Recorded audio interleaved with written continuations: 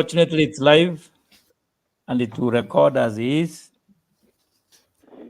Nevertheless, these are matters of technology.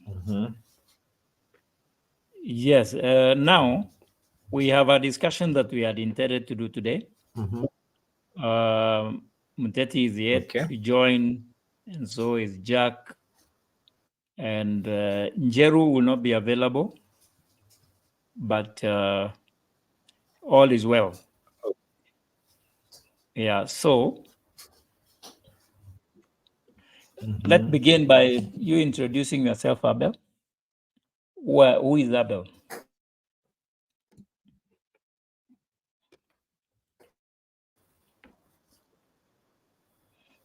A businessman, and I am passionate about entrepreneurship and business because I believe that is my passion. I can do other things very well, but I believe entrepreneurship and business is my passion. Okay, it's good also to mention that you are a student at Open University of Kenya. It's a virtual university. Yes. Where, yes. Yes. Thank you. Anna, can you Yes, and introduce I'm yourself? also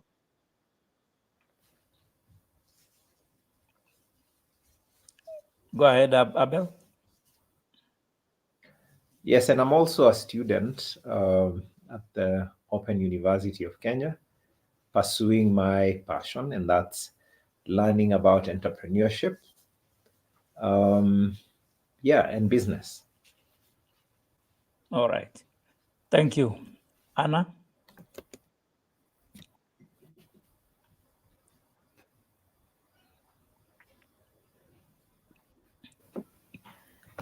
Okay. My name is Noel Ann Liaka.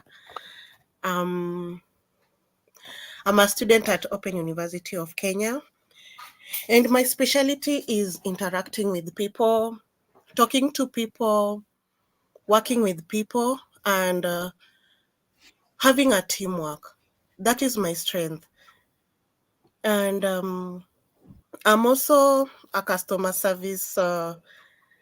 I do customer service. And I'm also an entrepreneur. Thank you. Thank you so much, Noel. Karibuni sana. As we had agreed, Noel, I will appreciate if you put your video on. This is going to be in the internet for a very long time. For years to come. Generations will see this. Just to give the viewer or someone who will view later on this video, I am Patrick Mongera, a student at Open University of Kenya. And we thought it would be important that we come here and share our experiences and what we feel about what's going on in our country today, and especially when there is a lot of voices regarding the finance bill, regarding the economy, regarding the public debts, regarding our government. And we thought that we could come here, sorry, and share our experiences. What we do here at the Villager 254, it is, we just have a free flow conversation regarding our country and the things that are happening from a layman's perspective. We are not professionals. We don't claim to be professionals in anything. And when I say anything, I'm talking about economics and politics. We are not specialists in economics and politics because we are just business people who are concerned about our country and concerned about our businesses and what's happening to our nation. And that's one of the things that we are coming to share here today. Today, we'll be looking at a few things from a layman's perspective, what's happening in the country. And since we are students, we are trying to find solutions. And that's what we've been taught, to find solutions. But before we find solutions, we must define the problem. And identifying the problem, defining it, and then finding how the government can be able to help us as business people, as men and women who are studying, to be something in the society in terms of business, or even in corporate world. And therefore, that's what we are going to be doing today. And therefore, I have Abel and I have Anne, my classmates, and you are going to have a candid discussion, unstructured and scripted, just the way we feel it. If the powers be get to see what we are talking about and they do something about it, well and good. But we will have aired our ideas, our vision, our feelings, and our opinion regarding what is happening, because all of us, we have opinions. And therefore, to just start this going on, we will address some few things. It will be in parts. We move from one part and then we move to the next one. So we will be looking at Finance Bill 2024 and bottom-up economic transformation agenda, what it has been able to achieve, because President Ruto came into power based on the BITA, which is bottom-up economic transformation agenda. So maybe we can try to understand what's happening today. Abel, your feelings about what's been happening in the country for the last week or so, and even what transpired yesterday, what's going on today, and will be going on tomorrow until the members of parliament vote. Just a general view for some few minutes. Thank you, Patrick. I think what is happening right now is very good for this country. It's very good for, number one, because people are speaking out. People are saying what they feel about what is happening with governance. And the most exciting thing is, it's not people who are my age, it is the Gen Z, the guys who did not vote the last election. And they're using a very, very, very powerful tool, which is social media. Social media is way better than going to the streets and throwing stones and shouting and picketing, because they're able to look at what has been happening during the day. Like today, I went into Twitter and I was shocked. Some of those guys are not even 20. And the things they're saying are really valid. But there's also the other side of the coin, where some of them are speaking out of ignorance. They don't understand exactly what is happening. And it's turning out to be like, what do we call it? Crowd psychology, So I'm excited about what they're doing, and I think that's the way we should go. But we need to put context into what they're doing. They're doing the right thing. They're picketing on social media. It's like a revolution, actually. A lot of people have called it a revolution. And it is very good. But I think it's our responsibility to inform them and to teach them and to tell them what's happening. Okay? Because most of them are just saying, oh, taxes. If you ask them, which taxes are you talking about? Which ones don't you like? Which ones should stay? Which ones should go? Which ones should stay? They won't tell you. Okay? And for me, I think the problem is not even the taxes, because we shall pay taxes. To grow this country, we need to pay taxes. Kenyans don't pay taxes. That is the truth. We do not pay taxes. So we need to start paying taxes. My biggest problem is we do not understand what these taxes do. Once the money gets out of my pocket or out of my business pocket and goes to the government, what does it do? We don't even go back and ask the government, okay, how much did you collect? Okay, what did you do with it? Yeah, so I think the bigger issue here is how that money is used. I know overtaxing people will never grow an economy. Yeah. And we need to think about that again before we overtax people.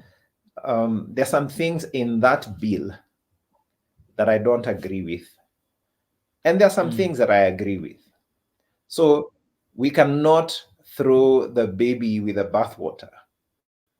Yeah. But the issue is not even the bill. The issue is not even the bill. It's after the bill. How many of these young people who are in the streets have read the budget? Because the budget talks about how they're going to spend it. That's a more important document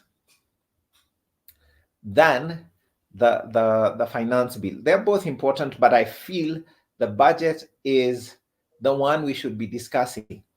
Why should we spend money renovating a brand new house that was built less than 15 years ago? Yeah.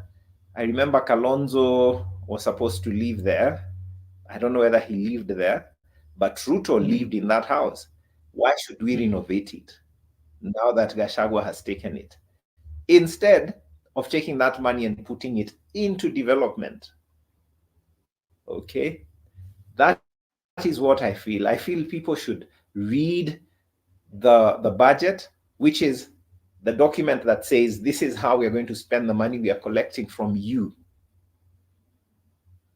I think I'll pause there and allow someone else to contribute. Thank you so much, Abel. That's well noted. Anna, what are your assessments regarding what's going on in our country today before we get into specific issues? Okay, I will say this. Actually, the current issues in Kenya are really depressing. And if you look at a person earning the minimum wage, and the taxes are deducted, the amount of money that person gets, it's very little. So if we take these taxes, I think there should be a certain amount of salary that should be deducted. A person earning 20,000 a month, if the salary is deducted, the person will get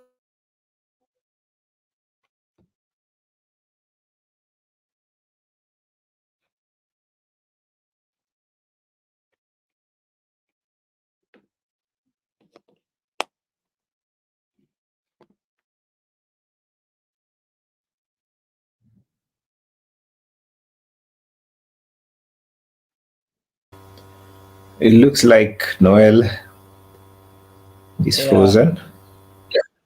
I thought it was my side, but it seems she's not. We've lost Noel. Okay, are you hearing me? We can hear you now. Yes, yes. Okay, so yesterday was a bold move from those youngsters, and they really showed us that tribalism is nothing. Tribalism is not part of Kenya, and we can really work together and bring our country up. We can really work together and have an entrepreneurial environment where these people can really gain much than just having politics and knowing that this is our person. I just need to elect this person because comes from my tribe, or this person did this for me so that I am supposed to elect this person. So if we continue with that spirit that Gen Z did yesterday, we can really go far as a country. And even we can become an example to other East African countries, where we can see also there is tribalism. So if we move out of this tribalism, nepotism, and corruption thing, we can really go far as a country. And also on the taxes. Taxing me is not bad. But where is the money going? Is it going in somebody's pocket, or is it going for development? If it is going for development, why am I not seeing what is being developed? Why am I not seeing the things that are going on, the development that the country is really putting in my tax? You see, I can't be earning and then you are deducting my salary and I can't see. That is where the problem Yes. starts.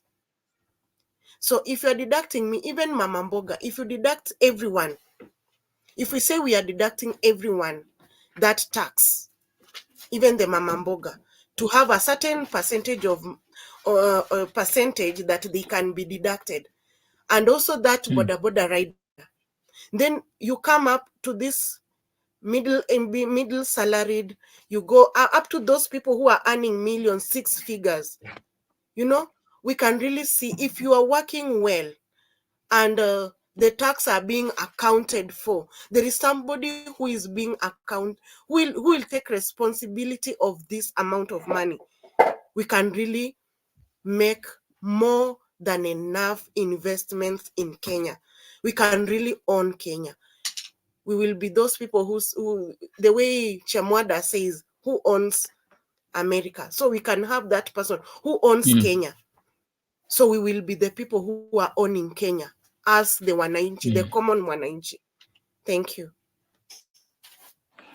Thank you so much, Anne and Abel.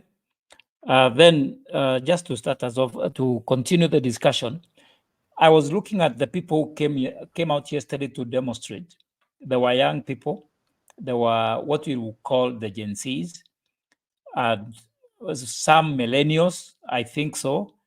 And I was very impressed. They reminded me in the 90s when the likes of Kinaraila, Kiraitu Murungi, Gitobi Manyara, Paul Muite, George Anyona, all of them were young thugs. They were called the young thugs. Yeah.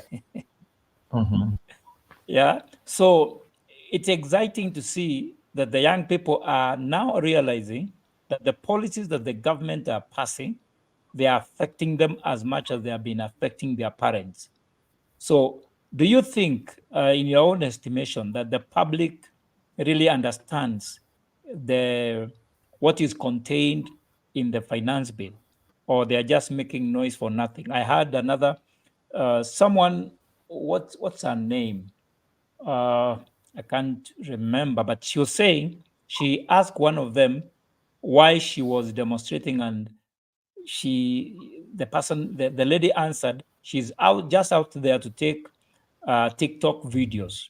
Of course, that's not truth. That could be one example, but it's not the truth. So do you think, Abel, the public understands the finance bill? And if they do, to what extent? I really do not think they do.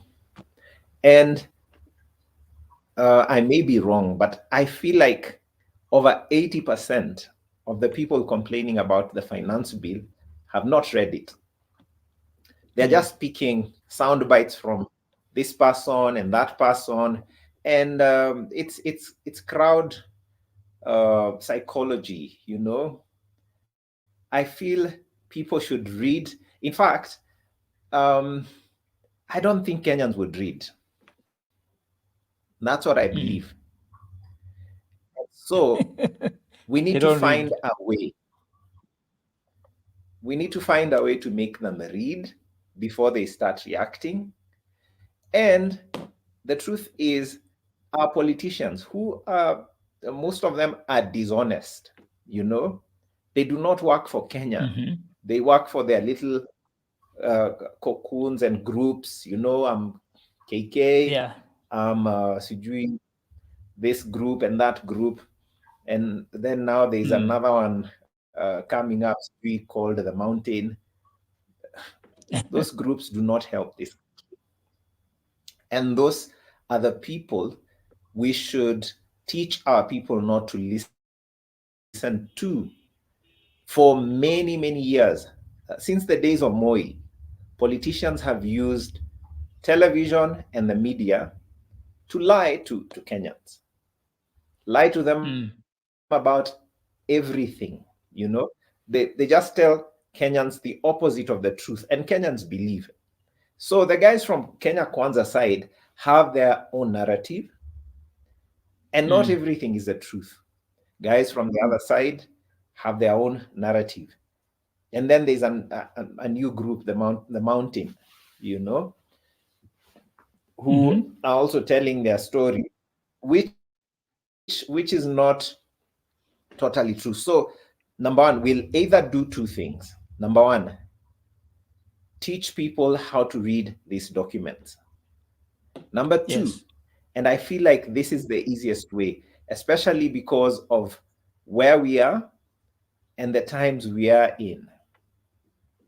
People who understand these things will need to do content like we are doing right now to educate people on social media, on YouTube, on TikTok, on Twitter, on all these social media handles, because nobody watches TV anymore. And if you watch TV, you're just watching uh, paid narratives. You watch all these television stations. They have all these talking heads. I sometimes try to listen to them. Political analysts say they've been paid to say whatever they're saying. Some of them cannot even articulate what they were told to say well. You can know this guy doesn't know what he's talking about. Yeah, he does not know what he's talking about. He's just gotten his 30 minutes of fame, and he's pushing a certain agenda that has been paid for by someone who's not honest. Yeah, so those guys push agendas, but out here we are free to express ourselves. This is the space where we can express ourselves and tell the truth to the young people. So I believe taking these documents and spelling them out with a lot of sincerity and truth will help. Yeah, it will help us educate, especially Gen Z. And I'm glad they're in. I'm glad they're in, and now they're thinking about their country. They're thinking about the politics of their country. They're thinking about the development of their country. They're thinking about the economy of their country. So it is our responsibility to use the same media that they use. Yeah, they're always on their phones. They go home and they will not look at the TV. They'll just run to their room so that they can have their privacy with their phones, their computers, and their tablets. That is where we find them and we tell them the truth. But I'm so happy they have joined the bandwagon to try and make our country a better place. So let's take responsibility, the people who understand these things, and spell it out to them what is happening, what the political class is doing. Yeah, so that when they go out there to protest, even on Twitter or TikTok or YouTube, they know exactly what they're talking about, and their passion is amazing. Oh man, I think I've been watching their videos on Twitter most of the day, and I love those guys. They're amazing. They are amazing.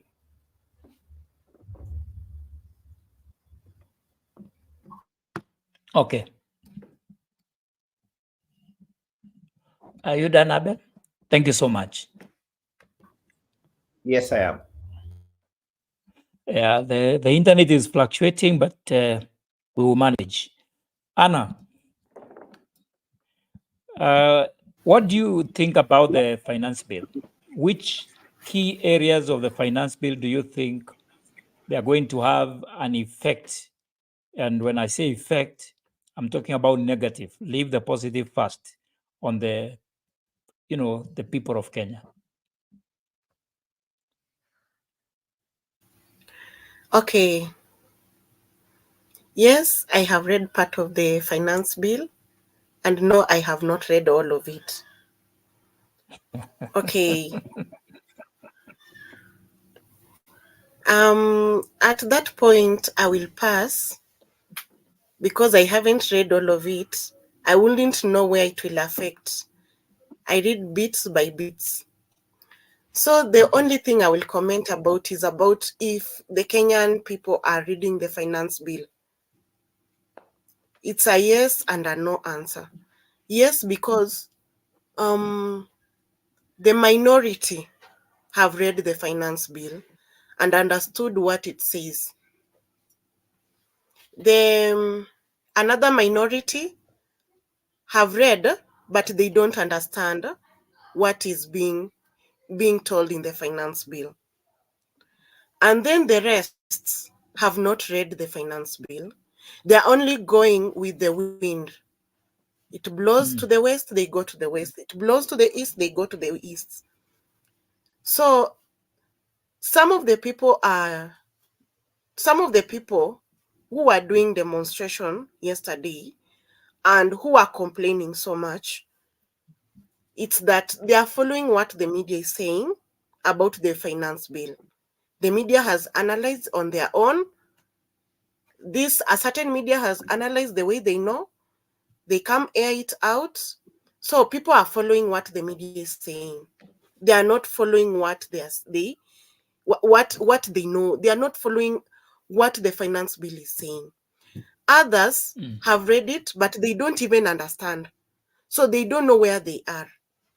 And the few who have read it, you will hear them saying that pale imetufavor na mahali fulani haijatufavor. You see? So as Kenyans, we need to take that initiative of going back to the drawing board, going back to the root cause of everything, and understand what is really happening, what is in that finance bill, and what are we going to do about it. Where there are some errors, like for example, right now, if we increase the price of bread, what have you done?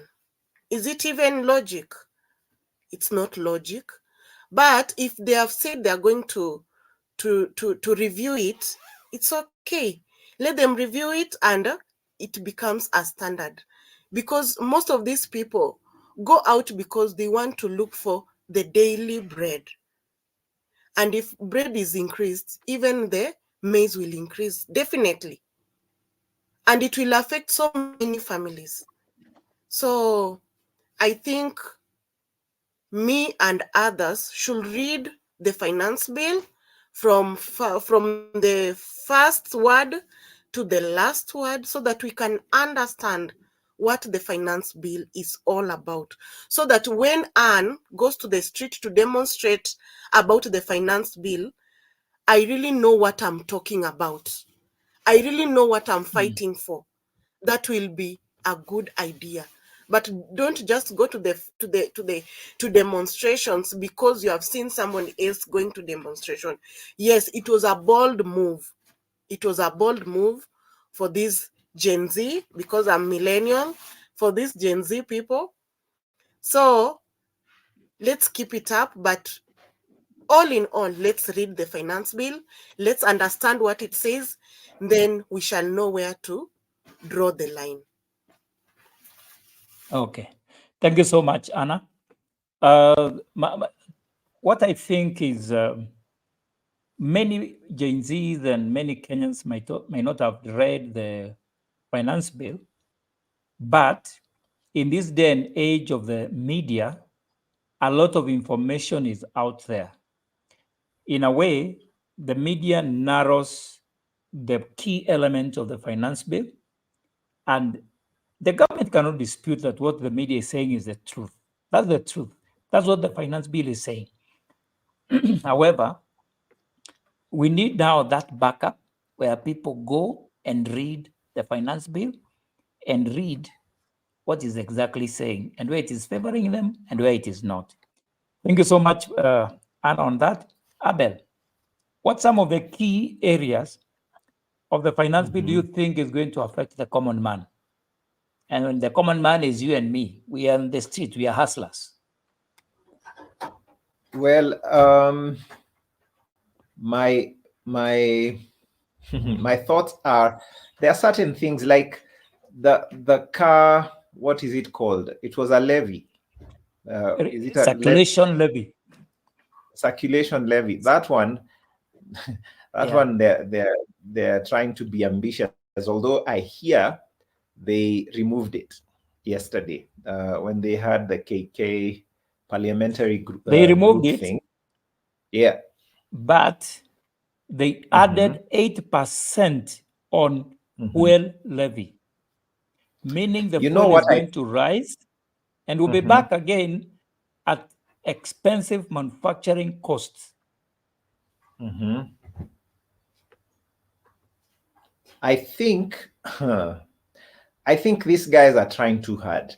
I mean, you cannot raise the taxes like that. It cannot be that kind of trajectory. It has to go slowly, pole pole. I mean, ease people into it. So they think they can raise taxes in 2 years, and it will go well with them. No. I believe that there are several others. They removed the bread one, yes. Which other one? Then the sanitary towel one. What happened to that one? I don't know. There's a lot of stories about it, let me give you a small background. I even had, is she a women's representative? Nyamu. What's her name? Miss Nyamu, saying how she uses tampons. Yeah, so they can use tampon. Increase taxes.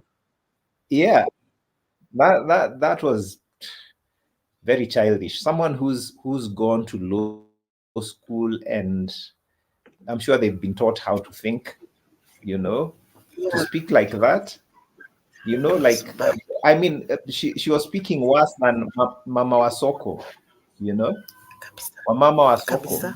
Yeah. That it is because these people, I don't think they care.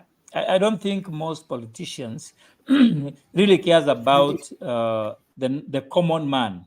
I don't think they care. So, and most of them are very arrogant. Like, for example, the MP from where she said her master and our boss is not the people who elected her, but rather UDA and by extension President William Ruto, whose party she was elected through. And therefore she doesn't credit the people of Moya. Can you see the arrogance? They are so arrogant, they don't care. They don't even realize that the internet never forgets. Those clips, I think they don't.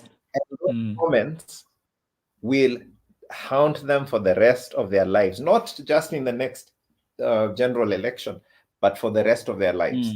They don't know that. Yeah, the insensitivity, like we were discussing earlier, I think there's a demon called greed that possesses all of them.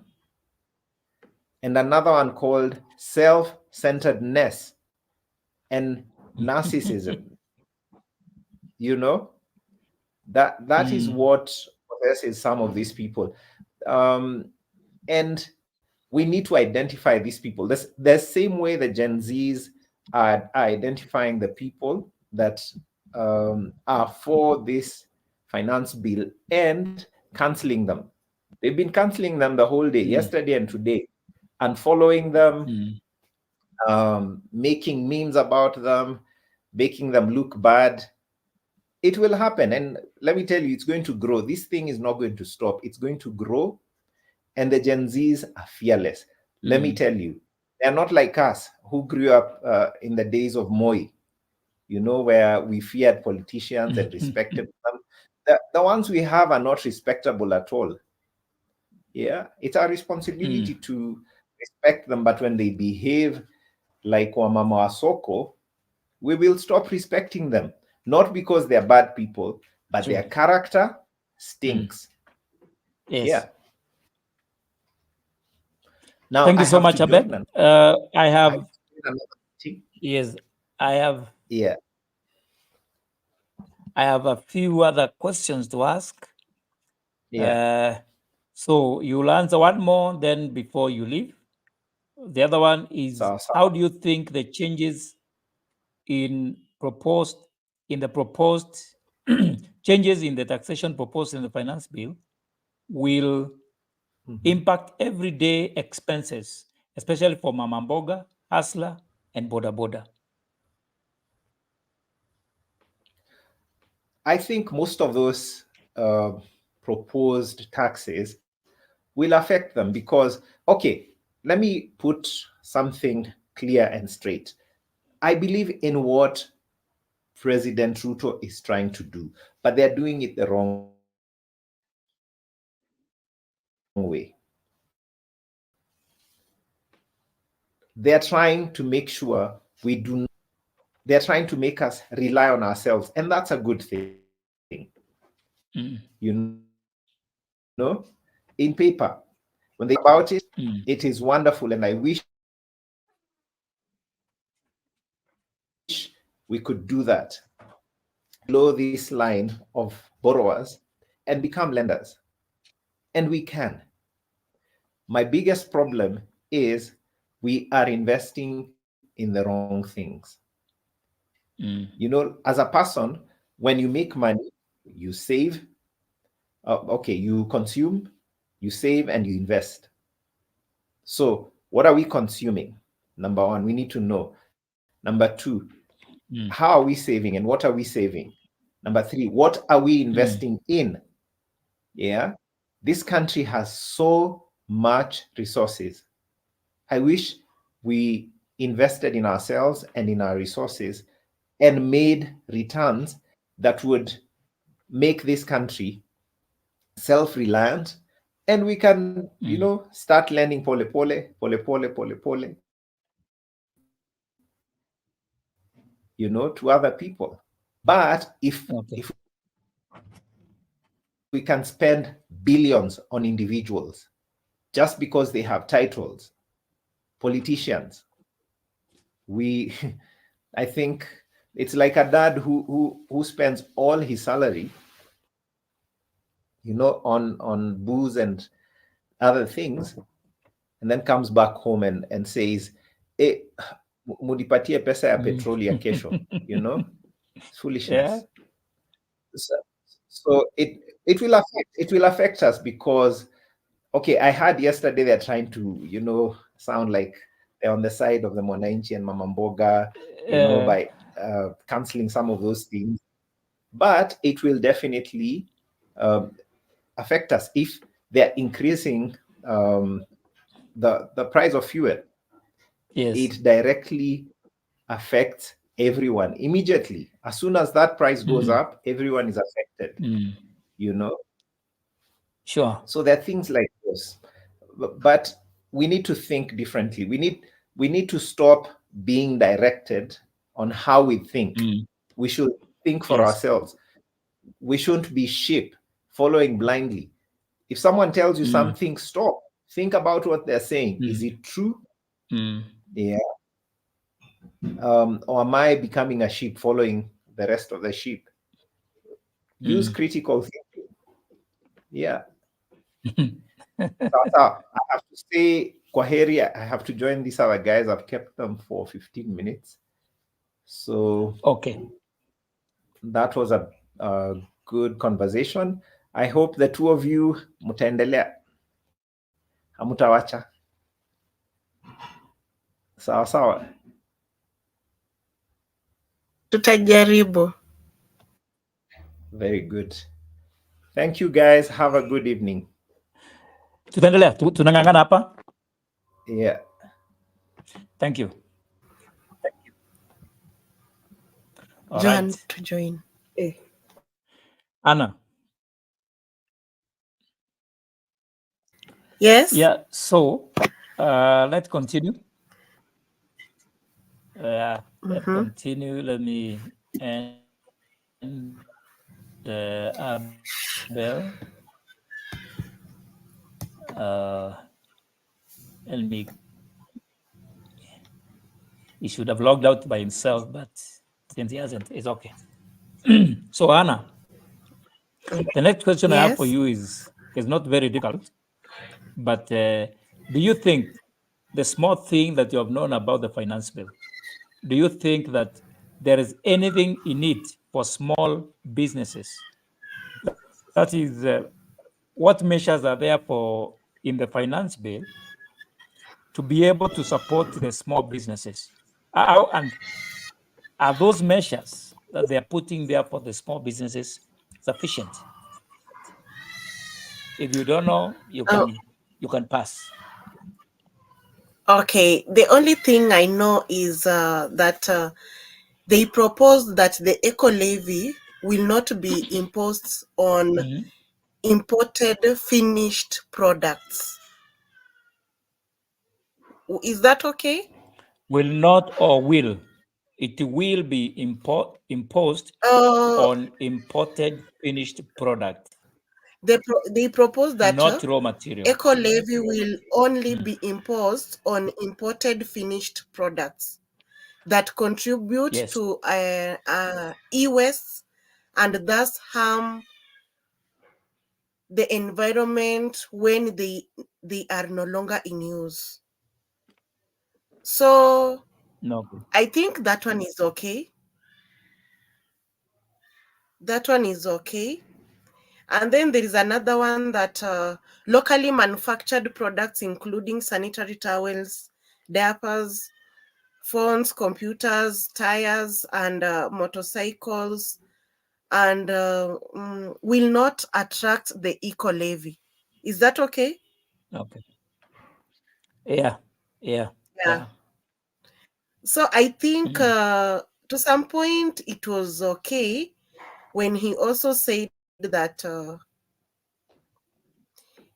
eco levy will be imposed on imported finished products, while those locally manufactured are exempted, because the locally manufactured things will really make people to become more innovative and creative, to be able to create their own things, knowing that if they import anything that is a finished product, will impose a tax on it. So it will create an environment whereby we shall be able to be innovative, more innovative. So I think that one is a thumbs up for that one.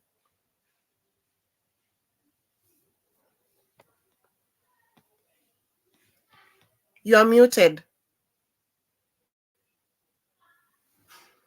I think some of the areas, thank you, Anna.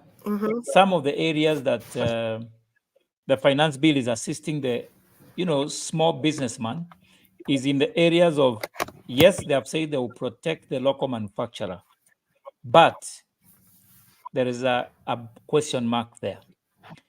Why are they protecting the local manufacturer? It is because compared to what comes from outside, Kenyan produced products are more expensive. You will be surprised that onion imported from Tanzania with an excise duty of 25% will be cheaper than onion produced in Kenya. Reason, the input is crazy. One of the things that makes me wonder with the government and the people who are advising President William Ruto. Of course, we understand the president is in between a rock and a hard place. Yes. However, how do you explain the fact that diapers imported from China or India with an eco tax of 20 of I think 25%, with excise duty, import duty, all the taxes and duties, it will still sell lower, much lower than locally manufactured diaper. It is simple because they lower here and then they raise here. On the left, they take, okay, they give you with the right peanut, then they take a chunk with the right. Meaning, for example, they remove the eco levy to make manufacturing in Kenya to be a bit cheaper. But with the same breath, they added 8% on fuel levy. So that one will cancel the 25% they have already removed. Why? When you add 8% on the fuel, even if you've removed 25% on the eco levy, you've made everything else associated with the consumer to be expensive. Meaning, everything I'm going to buy for sustenance, to wear, to eat, and everything will be expensive because that 8% will be pushed to the consumer by the manufacturers, by the service producers, service providers, and by any person who is bringing something to the Kenyan. So I think the economists that are advising our president, they are not looking at the whole picture. All they are concerned about is, hey, wacha tulipe deni, let us be self-sustaining, but is it visible now? I think they should plan in a way it is extended rather than in the short run, rather than long run. I would love a place where we are long run, like Ethiopia. I hear they have deferred their debt. At least they are slowing down on the paying the debt so that the money they are releasing out, they can do something inside the country to be able to produce more, to be able to pay the debt at a later date. So anyway, that's my opinion. But I think as regarding the small scale business person, the only thing that they reduced was the 1 million turnover for farmers and business owners. More, that's Mama Mboga, the taxi drivers, the boda bodas. But apart from that, I don't see anything else that they have done so much for the small businesses.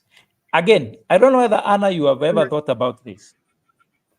You remember Kenya, the government is owing Kenyan businesses 662 billion Kenya shillings from year 2005 to date.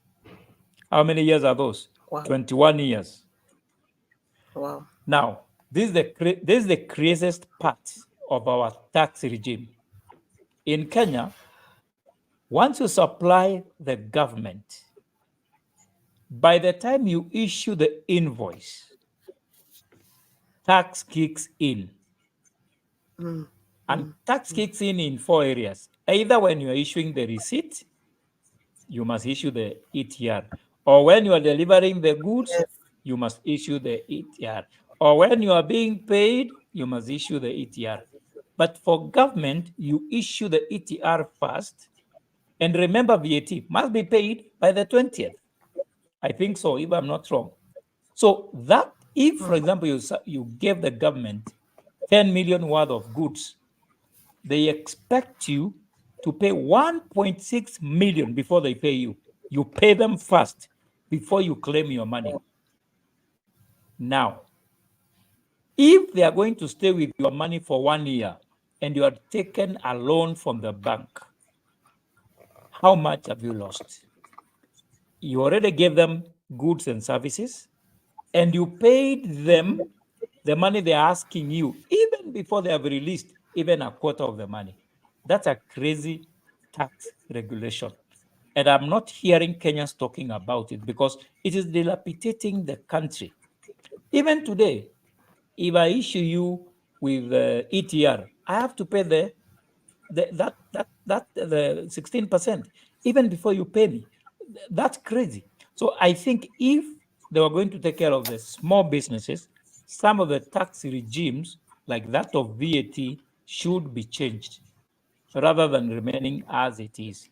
Another crazy thing is once you remove alcohol from your store, let's say, for example, Kenya Breweries is supplying you with alcohol for your bar. Mhm.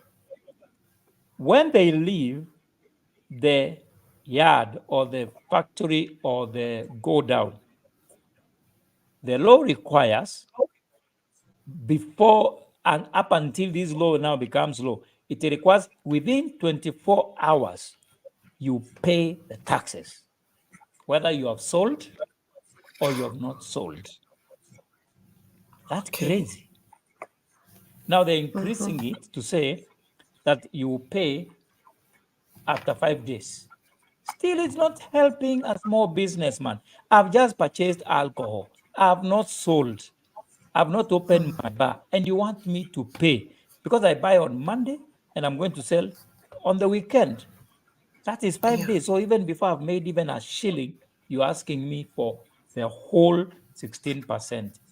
Anyway, now moving forward, the other question that I would like to ask you, Anna, is it's about what you have heard in the streets. I don't know whether you've talked to people around your place and hear their opinion about maybe you have talked to your sister, your mother, your father, and in the morning you are telling us about another group where you are you are discussing about someone. What is the community Yeah. saying about the finance bill? Uh, I will say that I think the community is used to being oppressed, is used to being silenced by small things, because if uh, if you are being overtaxed and you are not talking about it, but you want to support the government the way, like, let me talk about Karen Nyamu, the way, instead of Karen Nyamu standing with the women, she's saying that I use tampon. What is that? She was supposed to stand with the women because these are the things that will make some of the kids in the rural areas, some of the girl child in the rural area, to stop going to school or to get pregnant just Mm. because she doesn't have a pad. You will find this girl going to find a pad from from somebody, from a male person, because this person said I love you. So you'll say that that person will want to give you something in return. You will have to give him your body, so you will end up getting pregnant. So this will promote early pregnancies and dropouts of schools if this thing of pads continues. Another thing is that the society slightly talks about everything in the finance bill, but they are really upset about the finance bill, especially when they say that let me just find the quote. Yeah, especially when they say that exercise duty on alcoholic beverages will now be taxed based on alcohol content and not volume. So people go to the pubs because of alcohol. So you want to go there and there is only 1% alcohol in a lot of water. What will you be doing? Because you want cheaper things. So we will have these counterfeit things will come up, and magendo things will come up from Uganda, from Tanzania, everywhere. We'll have those channels where things will enter Kenya without being taxed, and they will not know. So I'll say that they should just revise everything they have written there. And if they want to tax us, they should tax us reasonably, not just because they want to pay a country or they want to pay their debt, but because they know that they are putting a lot of burden on us. That will work, and it will be reasonable for Kenyans. And Kenyans are really pissed off, and they're like, this person should not go back. But we all know that if we don't change our perspective, if we don't change the way we think, if we don't change the way we take things, like somebody gives you 2,000 shillings, and not even 2,000, that is a lot of money, gives you 200 shillings, and you end up singing his name from A to Z. You end up voting for a person who gave you 200 shillings and ends up in living a rural area, going to Nairobi, living there, and then he'll come back after 5 years. We should change our perspectives. And for that reason, Thank you very much. I will say that most of our MPs should be vetted out next elections. Most. I wouldn't mention names, but every region should know, Next election. is this person doing the right thing? Yes, in the next election. Is this person has this person done something tangible to my community? So if he has not done There that is also a something law. tangible, they should not vote them in. That's all.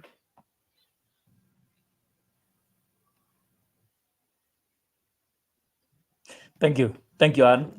Just to encourage you, there is a law that was challenged, I think Section 48 of the Constitution, that stopped someone from removing or initiating removal of an MP. Now you can initiate the process of removing an MP even without going to the court as it was before. Before, you had to go to court and seek permission to remove a certain MP from office. But now that one is a gone case. Anyone can remove a sitting MP. Okay, now, the other question that I would like to ask you is about bottom-up economic transformation agenda. Do you understand what that is? Okay. During the campaign, I understood bottoms up. I understood it as raising the poor from the lower level to another level, going from one level to another level. If you had no employment, you get an employment, even if it will give you 10,000 or even less, but you are from unemployment to employment. If you are employed and you are getting a smaller salary, you will now be increased, even if it's just 1,000 shillings. So that was my understanding. But after 2 years, I really even don't know what bottoms up means, actually. Okay. And Okay. yeah, I wouldn't lie about that, because we have Thank you, so Anne. many of that. Okay. Yeah. Just for the viewer, what bottom-up economic transformation agenda deals with is it is a philosophy where the president said he was going to, number one, deal with the people at the bottom of the pyramid and give them a priority above the others, on the top of the pyramid. Basically, he had several key factors for the bottom-up economic transformation agenda. However, everything is said as regarding economic. It is not becoming a reality. There is a challenge, but I appreciate personally. I appreciate him so much because of number one, as you can see on the screen, we are students at the Open University of Kenya. That is all UK. That one at least became a reality. Many people have reservations about affordable housing. I have an opinion about affordable housing. I think it's working. Reason being, the government is using government land to build, and it is building in a big scale from a pool fund. So it becomes a bit easier because it's doing on a big scale. And then when you put in the economics of scale, the houses are slightly cheaper. And they are divided into several categories. There is social housing, which is very cheap. There is affordable housing, which is almost in between the social and the market rate. Because if you are rich, you buy the same house, but at a higher price, so that to compensate the one who was given as a social house and the one who was given as an affordable house. Okay, that is one. That is number two. But there is another way to look at the affordable housing. If, for example, the president and his government could lower the prices of the construction materials, even zero rate them, that is how you make affordable housing for everybody. Because most are building these houses in their homes. Some people's goal is not to have affordable housing in towns. It is to build in the rural area. They want to build for their parents. So why don't you remove taxes on cement, taxes on raw material, iron sheets, remove taxes on input, as long as someone is buying a certain number of things, they're given a break. Remove the 16%. Anyway, that's how you make affordable housing a reality for everybody in this country. Anyway, some people have reservations about affordable housing. The other thing that I think it was a good thing, though some people have their own issues and their own ways of looking at it, is the universal health care, which has now become SHI. This one means every person in Kenya is covered with this insurance. And this one has been opposed by insurance firms for the longest because they know they will lose. Once this one becomes a success, I know insurance firms are going to lose. Of course, if someone has the means, they don't need to go to normal hospitals, but I know my folks who cannot afford private hospitals. They go to government hospitals, and without insurance, they cannot be able to access private. But with an insurance such as the one that the president is implementing now, we can go to even private hospitals, and they're graded. I think there are 4 levels. If you are in this category, you push it to this category. Of course, the working may be different, the working may be a problem, but it's a good trial. But on the economic transformation, in the general meaning of the name, I don't think the president has done a lot. Life has become extremely expensive. So that is on the on the beta. It's called beta. I was preaching it a lot. So the next question for you, Okay. Hannah. Let me ask you a question. Yes. So you have said that Yes. affordable housing is working and they are building houses on government land. How long is this land going to be government land? How long is it going to be government land? Okay, now being a real estate professional, I will answer you. Once the government builds on their own land, once you build houses, these houses they are given individual titles. So that land ceases being government land. It becomes land shared by 100, 200, 400 apartments that are built on it. And they now have multiple titles. So it's no longer government land. Okay. That is as simple as that. I'm just So hoping these are the that questions. I'm just hoping that after they do the affordable housing, there won't be this notion of a politician went and grabbed that land. Now the land is in his name. The title deed has already been changed to his name. Now these people are being chased away to become squatters. That is the only thing I'm concerned about. Hope it won't happen, because if it No, it happens, won't. it will ruin a lot Yeah. of lives. Yes. Yeah.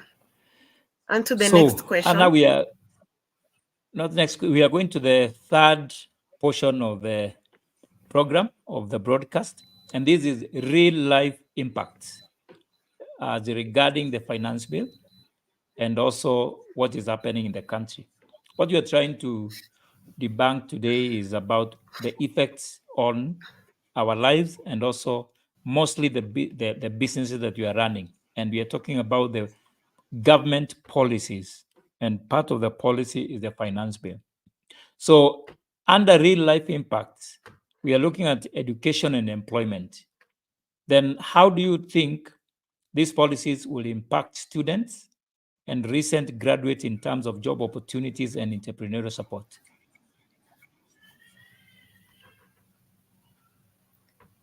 Uh, Come again.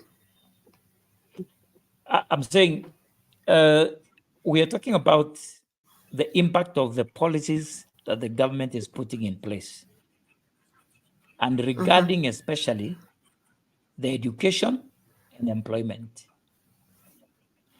and especially to the student and recent graduates regarding job opportunities and entrepreneurial support. Do you think, how do you see this impacting these four areas? Students, graduates, job opportunities, and entrepreneurial support. Okay. Okay. I think these in real life, in the near future, we won't be having schools. So I saw in the we won't be having schools. We shall be having like in the near future. I think we shall be Yeah, having a robot teaching your kid at home. Like you are just doing your thing and your kid is being taught at home. yeah. That is my that is what I'm seeing. But I saw in the finance bill that the money education education is an investment. That is what they were saying. So because of that, 18 billion has been provided to the employment of junior secondary teachers who are on internship. Mm, But let me ask you, 18 billion has been put to employ GSS teachers, but in the same government is saying that they are not going to employ any public servant in the next 1 year. Or how many months? mm. Until In the July next next year. 1 year, to Yes. remove ghost workers. And ghost workers are the same these people who are in the government. So if they have invested 18 million to employ GSS teachers, what are they going to do with that 18 billion? And the next financial year again, they will be announcing the same thing. And then I heard there is no PNP. I can't really elaborate on that, but I would like you to help me on that.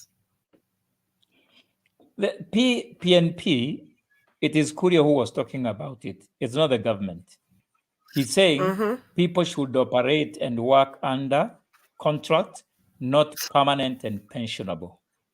Now, however, these are very crazy government. The Minister of Finance comes and says, we have set aside that 18 billion, I don't have the figures myself, to employ the JSS as permanent and pensionable. So this is what will happen. The government has said it's not going to employ in the next 12 months. True. However, the people who are going to be employed under GSS are the ones who have been in attachment as interns. So they will not be at a new employment. It is a continuation, just confirmation of them being now permanent and pensionable. But they are contradicting themselves, of course, when they are saying they're not going to employ any public, and yet they're employing the JSS. So you are right.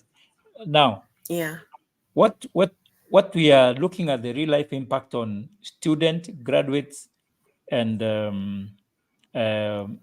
job opportunities and entrepreneurial is the government doing enough to support students who are coming from marginalized and poor backgrounds? Remember, they have reduced the allocation to help. That one they have already done. So they gave a very crazy reason. They said, we have reduced, but we have added money to NGAF and to CDF. NGAF, you know, is money controlled by women representatives. So, and they have added money to the bursary, or rather the MP's money, the one that they call CDF. So they're saying what they're giving to the member of parliament and also the women rep, that's the money that they are going to use for two things: bursaries and feeding program. Can you imagine? That's why they have removed 49 billion last year for feeding program, and this year they have allocated, guess what? How much? 0. What? Yes. So they have Does it also allocated affect 0. the help? Yes. Yes. Okay. Help they have reduced from, I think they reduced by 40-something billion. So most students are not going to get, sponsorship and loans from help. So I don't know what they're going to do. Secondly, they don't have a plan on how to employ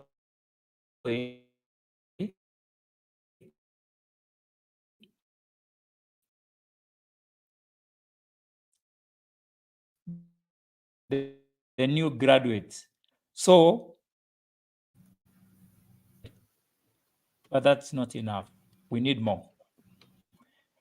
Let's discuss the next question under real life impact is community development. I don't know whether, Anne, you have observed any changes or initiatives in your local community that align with the BETA's goal, bottom-up economic transformation. I don't know whether you have seen anything, apart from Hustler Fund, of course.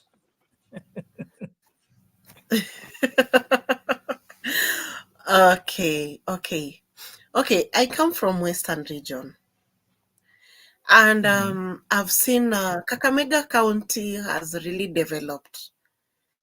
If you look Kakamega at an aerial view, you will see Kakamega as a city. Okay, Bungoma has also developed, Bungoma County, and is still developing. I will congratulate the governor for Bungoma and governor for Kakamega. Another place is Kisumu. Kisumu is a city. That place has developed. But now, when you go to the border doesn't look like our border for sure. It looks chaotic, disorganized, and you have a politician who has been in the government for the last 15 years, 20 years. That person has been in the government, but no development, nothing. Like, the only thing he knows is, I don't know, let me not put his personal life into this, but there's no development. There's no much development in Western. I can say Western has developed partly. Why? Because politicians know that when you go to Western, you will get votes. And after you get votes, you can just leave them and then you go back. And then you'll go back again, you ask for votes, then they'll give you. Now they know it's a recurrent situation. So the development there takes longer than usual. So I will only urge the politicians who are in power at the moment to make their development visible, to make the local roads, to make if you go to these dispensaries, when you go to a dispensary, you might lack medicine. And they are saying free medication, or what do they call it? But you go there, you lack medication. You are being treated free, but there's no medication. You are being told, go to the nearest pharmacy and get medicine. Why are you giving me free? Then just put a levy on it, then I pay for it, then you give me everything that I need. Even you want to be given an injection, there is no injectable. You are being told, go buy an injectable outside there and then come back, we inject you. Then what was the essence of me coming to the hospital in the first place? Some of these hospitals are just buildings. You go there, they're saying they are giving MRI, but when you go to that building, there's no MRI. You have to go, you are being sent to a private hospital to go get an MRI and then come back with that MRI so that they can treat you. What for? We should see visible development in our regions. If they are saying free things, then they should provide for those free things through the taxes that they're taxing us. That will be good. And that will bring about an easier way of life, and people will have a kind of life that they are desiring at the moment. But at the moment, I would really urge our leaders, let me not call them politicians, let me call them our leaders. I will urge our leaders to really look into these situations and make them visible developments into them, so that we can be able to have that easier life that we are really desiring. Yeah. Thank you, Anne. Those are with us. We are discussing here at the Villager 254. The reason we call it the Villager 254 is because we don't know much, we don't know a lot, we don't know many things. We only know what affects us and what, moves us. That's what we know. And the other thing is, this is a free flow conversation discussing about what affects us as Kenyan villagers.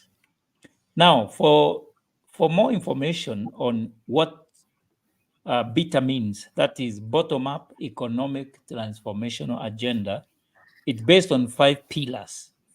Pillar number 1, agriculture. So agriculture is pillar number one for economic transformational agenda. Then number two is, so we have agriculture, micro, small, and medium enterprises, MSMEs. Then we have under economy, we have housing and settlement, healthcare, digital superhighway, and creative economy. That's what the president said these involves. Karibu sana Bwana Muteti. We are moving on well. Thank you very much. Hi guys. Hi. Hello. You're doing well? Hi, I can see you, Yes, Noel, well. Very well. with your infectious smile, you know. Good. Yeah? He's infectious. Sure. Yeah. Yeah, infectious smile. Okay, welcome. Thank you very much. Though coming late, you know.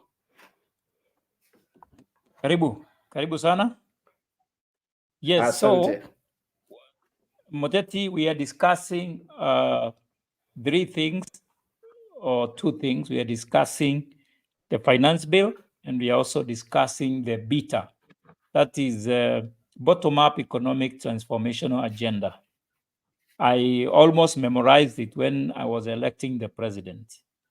I was telling the viewers and Anne that at least we have OUK, which was one of them, digital economy, and then we have healthcare, which is becoming a reality. We also have affordable housing, which I also support up to now, although some people are not supportive. So we have finished two sections. The section we are dealing with right now is under real life impacts, how the finance bill and the government policies are affecting us as individuals and business environment. So we have just moved from community development. That is, what changes have you seen? Noel says in Western, she has not seen anything, but maybe Muteti, do you see any change that have been brought about by BETA, that is bottom-up economic transformation agenda, in your community? Are there things that you have seen that align with this kind of a policy that the government came to power with? In a nutshell, I want to say that ideally I have not seen much change because, you know, BETA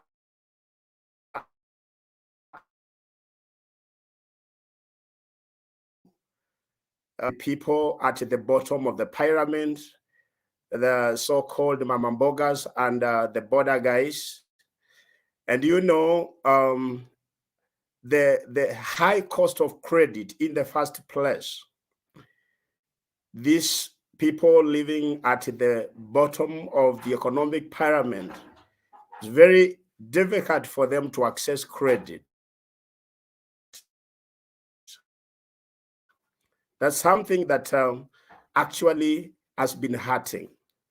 And as you know better, if you can be precise about what their policy enforces, they're talking about improving the people's welfare and their livelihoods. So BETA has not improved the welfare of the mamamboga or the border guys, neither has it improved their livelihoods following the high taxation. Because when taxation is high, and when I say taxation being high, you already understand that, because disposable income actually has been whittled down following the high taxation. And once the disposable income is whittled down, you expect savings as well to go down, because you already happen to have a higher disposable income. Definitely they cannot save anything, and you cannot even save before you set aside money for consumption. So when we're talking about investment, we talk about disposable income minus the money set aside for savings. Now you are able to say that you have saved at least something that can go into investment, so that through this investment, there is where employment opportunity can be created. So if the people at the bottom of the pyramid have very little disposable income, definitely there will be nothing to save, which can go into investment, because the investment is the employment creator. So Mama Boga and the border guys, they have not been able to realize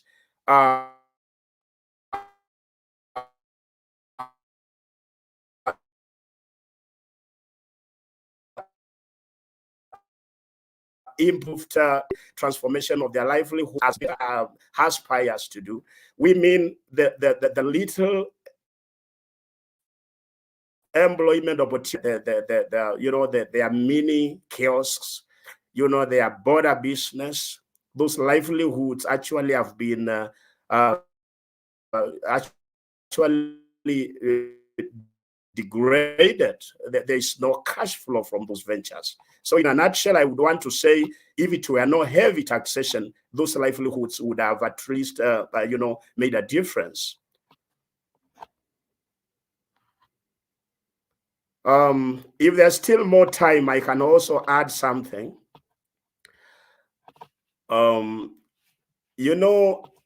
If wait a little bit, Muteti, I will ask you, Muteti. Yes, Patrick. I will ask you the questions. I have some few questions here I need you to answer.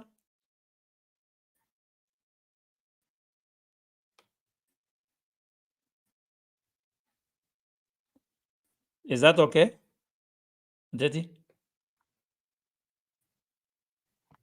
Muteti has frozen on me. Okay. So now, this is the next question that I want you to answer. Yeah. Muteti? Yeah. Okay. Yes. Under the same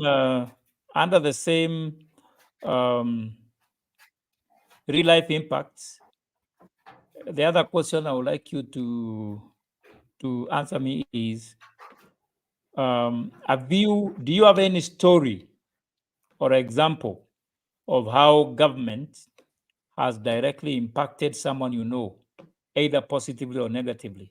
Just a real life experience. The cash transfers, Yes. the cash transfer dubbed in Wajami has impacted, especially on the elderly and vulnerable children. I would say that's something which has done a plus on the ground. Yes. But following the high cost of living, following the high cost of living, there is an urgent need to probably double or triple the money that is coming through cash transfers, because the elderly or the vulnerable cases that are depending on these cash transfers, actually it impacts. Actually, it can impact positively if they are able to probably double or triple that amount, because following the high cost of living, what exactly can you budget 2,000 shillings per month? Some of the vulnerable cases are undergoing challenges. So that is an intervention I would say better scored with the probably expectation that they might increase the amount that is coming their way through the cash transfers. The other thing I would say is the hustler fund.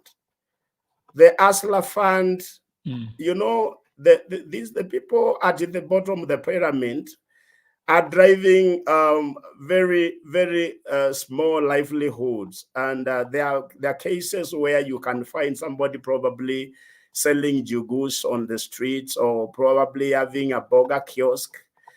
The money that these guys are accessing through Hustler Fund is impacting such cases.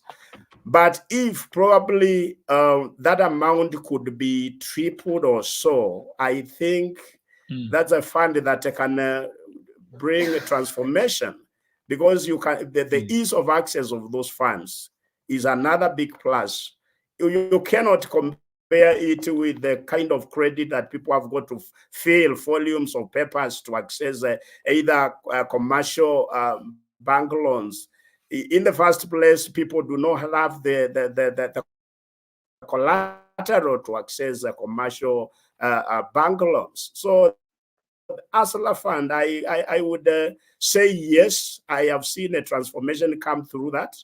And it can actually achieve the better the first core pillar, which is transformation of the welfare and the livelihoods.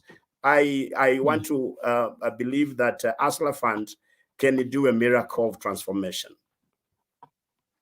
Okay, thank you very much, Mteti.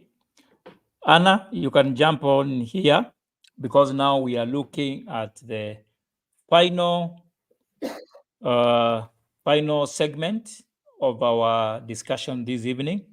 And for those who are joining us or listening to this video recording, this is the Villager 254, where we are having a free flow of conversation, and it's regarding the Finance Bill 2024 and how it's impacting on the business environment and livelihoods. Now, Mteti, we'll start with you and then we go to Anna. This is under the future outlook. Under the future outlook, I have two questions. I want to give me your expectations and also give me your suggestions. Under your expectations, I will need to hear what are your expectations from the government in terms of supporting the common mwananchi through these policies. And under suggestions, if you could suggest any changes to the Finance Bill 2024 or bottom-up economic transformation agenda to better serve the common people, what would they be? So you can address those two.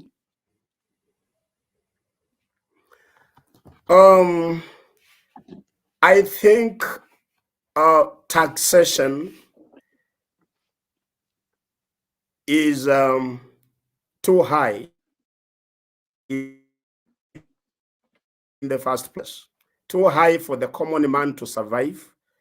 And you know, if these small ventures that these common men are struggling with, if those businesses, their owners cannot access credit, definitely you don't expect them to earn any meaningful income. And their little incomes could probably be boosted through eliminating taxation. If I would have been asked how we could help support those people who are at the bottom of that pyramid, I would say that the government needs to eliminate completely taxation on such people so that they can be able to generate meaningful incomes that can survive that can probably now help them survive and save something little that can go into investment. So I would suggest that the government should eliminate taxing those small livelihoods, so that going forward they can be able to probably realize a better disposable income. Again, the government also can increase, as I had said earlier, through the ASLA fund, because this is an opportunity for those people living at the bottom of the pyramid to access credit, affordable credit, without high hurdles. So I would suggest that the government should inject more funding through the ASLA fund, so that those little livelihoods can be can survive under that such kind of funding. That will be another plus. Going forward in the future, I think the government could also create an enabling environment for those ventures, because you see, in business, unless there is a promising environment, you don't expect businesses to do well. And those economic enablers include the infrastructure. If you go to some of the marginalized communities, I'm telling you, you'll find how difficult it is for people even to access markets. So when you are talking about a mamamboga who cannot manage to reach a market to market the tomatoes, to market the oranges, to market the eggs, So the issue of infrastructure development, and better, the core investment that better aspires to address is infrastructure development. So I would say that they need to do something about the infrastructure, among other enablers, other economic enablers. Something else, and I think I would want to underline this. Those businesses at the bottom of the pyramid, they need probably affordable credit through SACCOs. I don't know what the government can do to make sure that those people join SACCOs at the community level, because through SACCOs, people are able to have access affordable credit. So probably I would say that the ASLAs might need a special SACCO, and the government can boost that kitty so that people can be borrowing from the SACCO to capitalize their livelihoods. That will be a big plus to them, because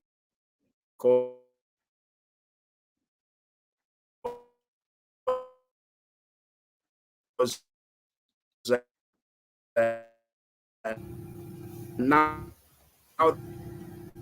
that loans, and now that the ASLA fund difference in a business, I think the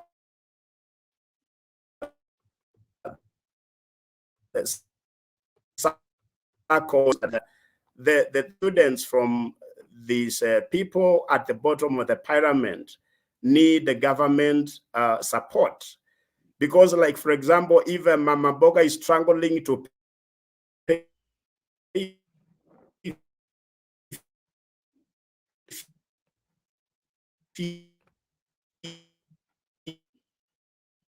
secondary or at cost, a disposable can serve the Mama Boga or the border guy.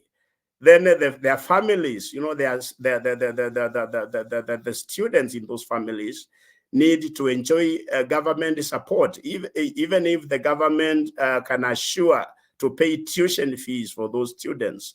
Definitely, the Mama Boga will free some money, which can probably upscale investment, or probably it can be plowed back into the little ventures to make a difference. So that's another thing I would advise the government can do. I think those are some of the interventions that I think probably the government can probably do to help the people who are struggling to survive at the bottom of the pyramid.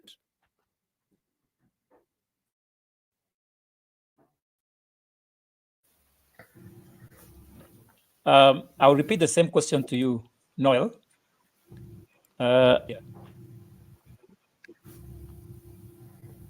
What are your feelings? What are your observations on those two questions? Let me read this again. The question was, tuko pamoja Noel?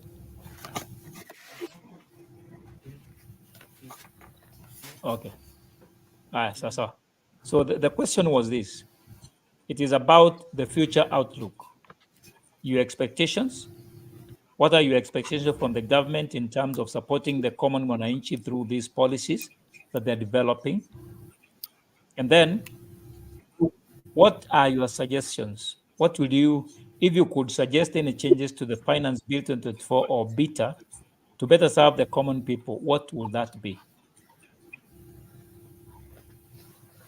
Okay, my expectations from the government are that they have a lower interest rate for the common mwananchi.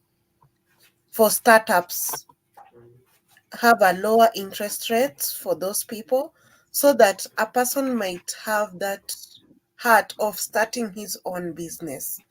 That is number one. Number two, to lower the tax rate. Actually, this tax, not really to lower to a point whereby our tax is not doing anything, but to lower in such a way that we are able to pay and we are able to remain with some income.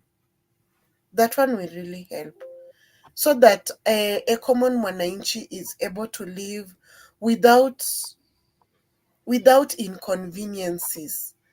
Nothing is coming to inconvenience him, because these taxes have just come in to inconvenience most of the people.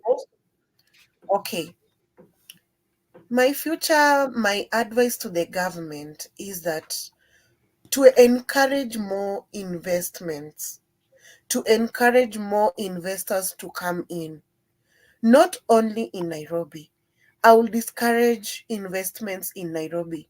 I will encourage investments in the rural area, so that people might not leave their hometown to come to Nairobi, to go to Mombasa or go to Nakuru to find work.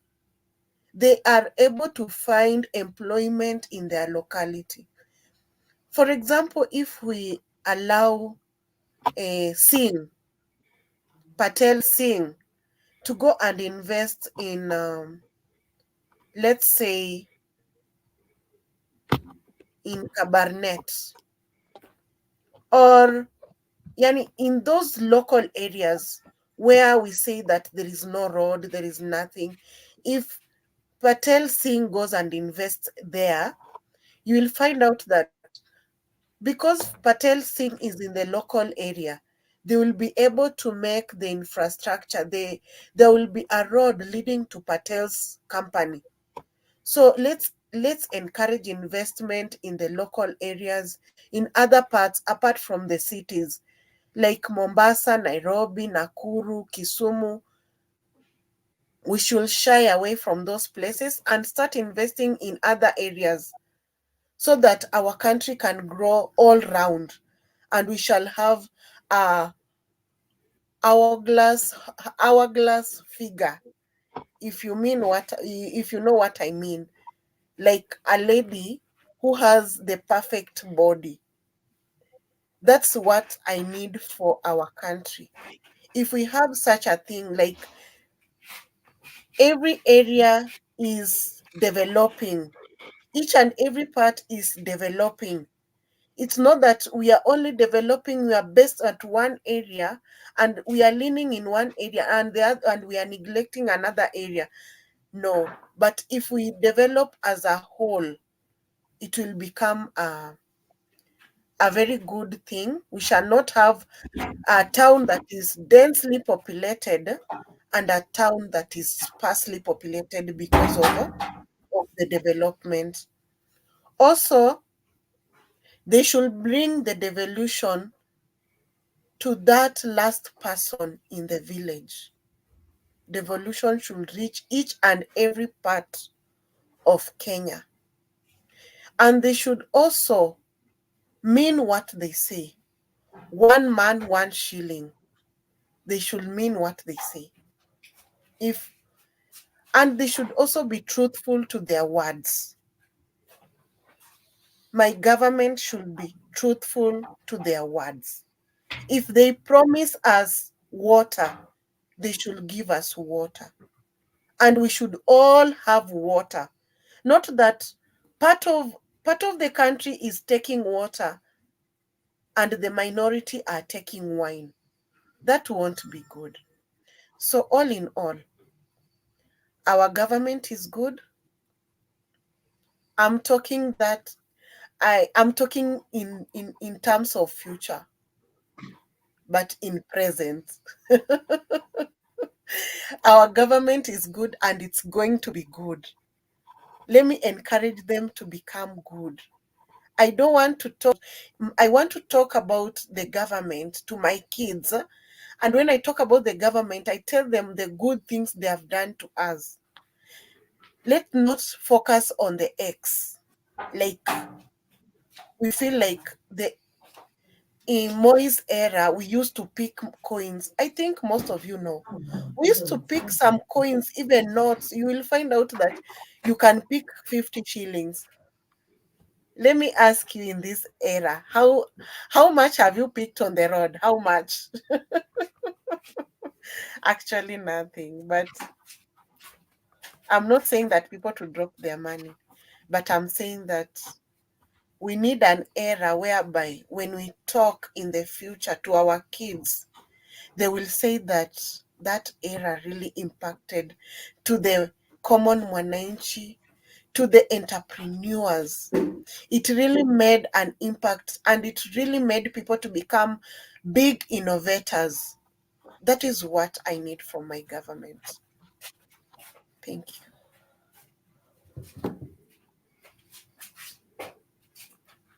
Thank you so much, Anna. That was quite a plea to the government. I believe the president, one way or another, will hear what we are saying and listen to our suggestions as the citizens of this country. Now, we are almost finishing. The other thing that I would like us to now look at is what is the take home? What can we get from the finance bill? Number one, its impact on the environment, the business environment, impact on jobs, impact on business growth. Because when government makes policies, and this is what we are studying at the Open University of Kenya, OUK, the government policies affect business environment in a micro and also in macro uh, uh, uh, impact, such that it affects the small business. It affects also business of many other in the same locality, in the same environment, in the same geographical location, and in the same sector. And when government policies and government laws, especially taxation laws, are made, they affect how businesses operate, the profit that businesses make.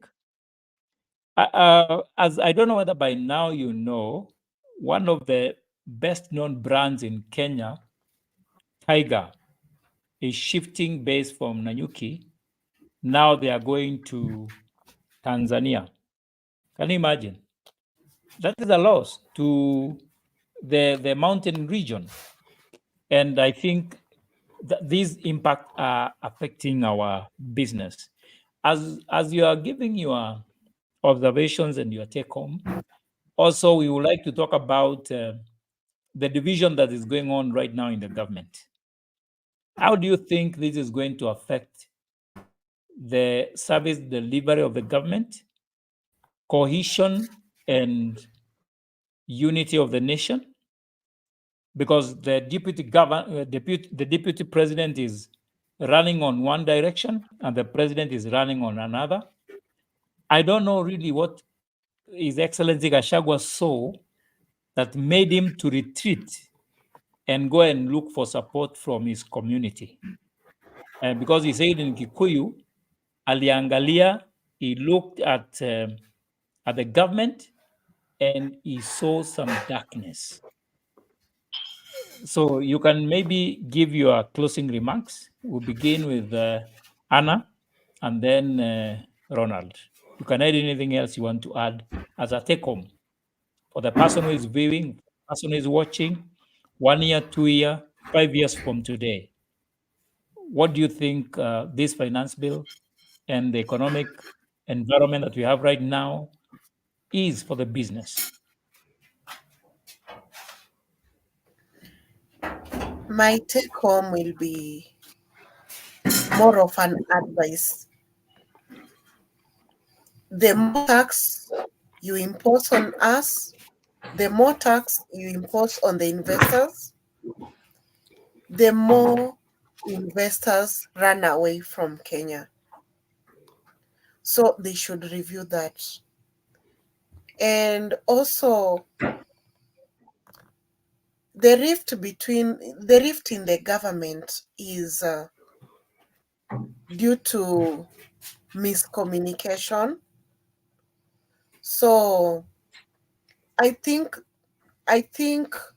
the only way for this rift to be covered or to be filled is through dialogue. Dialogue and honesty and being truthful to what you do. So if the vice president saw anything in the government, he should be the first person to reprimand the president about it, or to reprimand the people who are involved in it. But if they are not taking in the reprimands, or they are not taking in the advices, or they are taking advices from sources that are not reliable, they should be able to go back to the drawing board and check what is it that we are doing that is making us have a rift. Because during the election, we were almost having an eruption. So, how do you think those people who voted other presidents in, how do you think they feel when the government is falling apart? How do you think those people who voted in the government, how do you think they are feeling right now, knowing that the government that they voted in is a failure?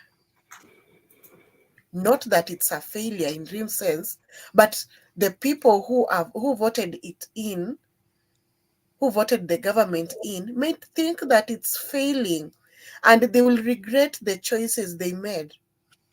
But also, choices have consequences. So whatever you do, you have to be accountable of it. Be accountable of what you do.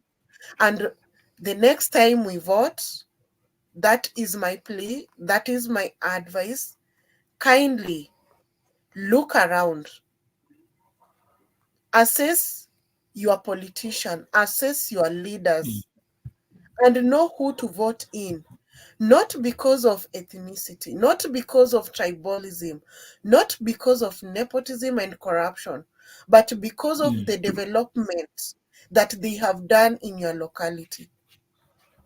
Kindly, my people, know when and how to do things, and that will be a turnaround for us. It will be a new beginning for Kenya. Thank you. Thank you so much, Anna. That is well understood. You know, I've been thinking about the problem that is going on with the vice president. And indeed, um, I'm concerned because I elected both of them. I don't know how it's going to end, whether it will end like the way it ended with the current president. We are praying for something to happen. It's not good for our country, but I don't know. Muteti, your take home and also your closing remarks, and especially you tell us what you think about the rift between the president and the deputy, and what do you see in the future with the relationship of both the number one and number two? Let me say that betrayal is the worst thing that can happen to two of them who came into power, joined at the hip. That kind of scenario is a clear indicator that there might be an underhand that is trying to drive away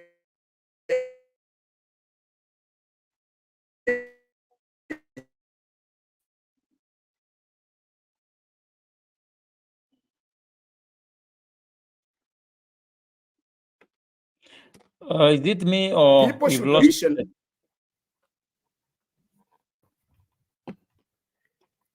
If you can hear me, I am saying that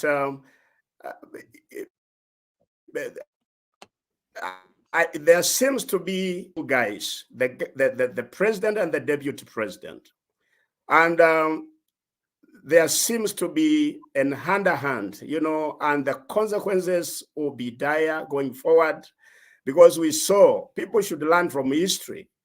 You saw the way when the previous administration had similar challenges, the deputy president not working in harmony with the president.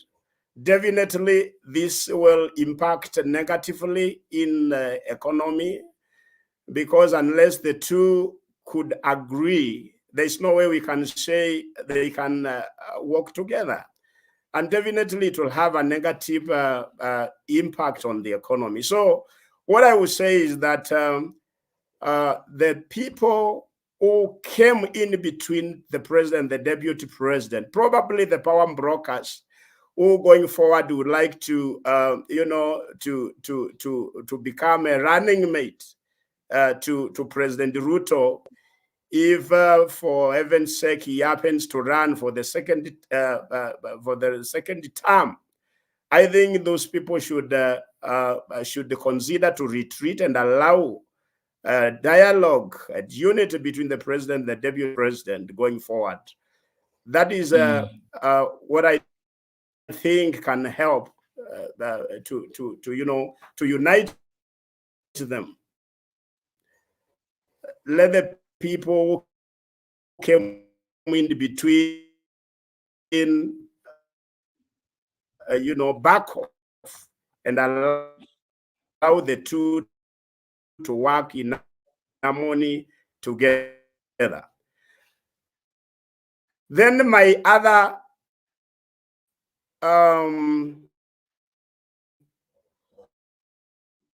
take home.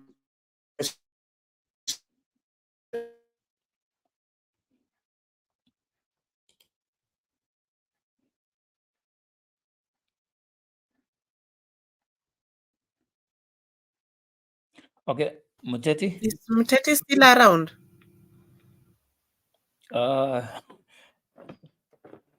Muteti, you are becoming the ICC witness again.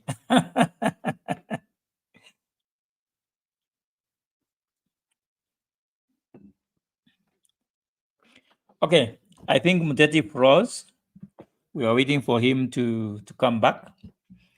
I know you are still here. This is the Villager 254, where the conversation is free flow, unscripted, and without any order. We are just discussing matters that affect the 254 village, that is Kenya. We are not political experts. We are not we are not economists. We don't know so much about economy. We just know the introduction part of it, but we are here discussing how these things are affecting us. I don't know whether, Noel, you have anything else to say to take the next 1 minute that is remaining. I would say thank you so much for this live stream, and also Kenyans for watching this. And I'll really, really want us to think about the pros and cons of our country and the finance bill and its effects and its importance. Let's not judge everything as a whole. Let's read let's read the finance bill in depth and understand it, so that if you analyze it and if you argue with the facts. You don't just argue because you want to win, but you argue because you want people to understand what it says. That's it. And thank you so much for being here. Thank you so much, Anna. And in absentia, I would like to appreciate Abel Oweru and Ronald Muteti. We had invited other students to come and join us because we had planned to join this conversation tonight, but they were not able to join. But in absentia, Muteti and Abel, we are so much grateful. Thank you, Anna, for being here from the beginning. Anna, by the way, is one of the youngest in the class, and we thank God for everything. So, guys, go ahead, watch the whole video, listen to what we have to say about our country and regarding the finance bill and our opinions. We are just we much them doesn't mean we are not, but this country is ours and we are changing it one day at a time. God bless you. Thank you very much, and God bless you. See you tomorrow in class.